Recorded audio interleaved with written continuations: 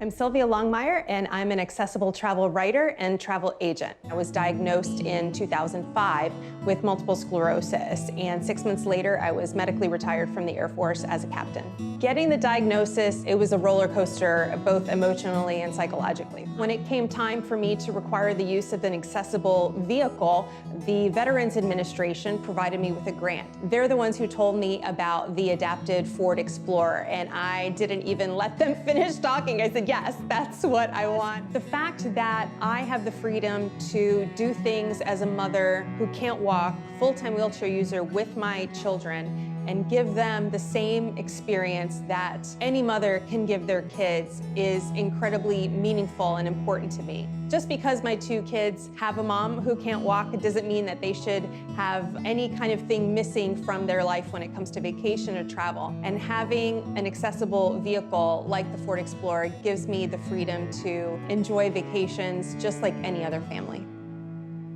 Basically, organized crime in Mexico has grown exponentially beyond anything we ever saw with La Cosa Nostra or with the Russian mob in the United States. They have a presence in over 270 U.S. cities, and they supply 90%, possibly more, of the drugs that Americans consume every day.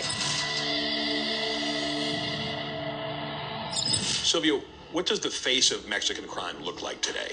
It looks very similar to American organized crime, especially back in the 30s and what we're seeing now.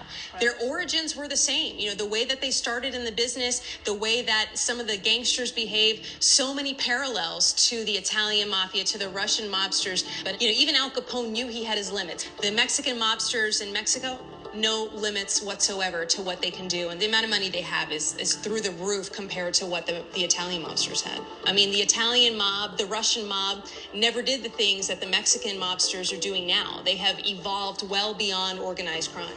The Sinaloa Federation had become one of the most powerful and geographically spread out cartels in Mexico.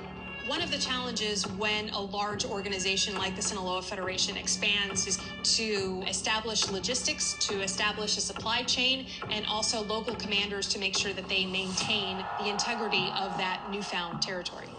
One of the most fascinating things about the relationship that Mexican cartels have with American distributors is that most Americans have absolutely no idea what is going on right under their noses.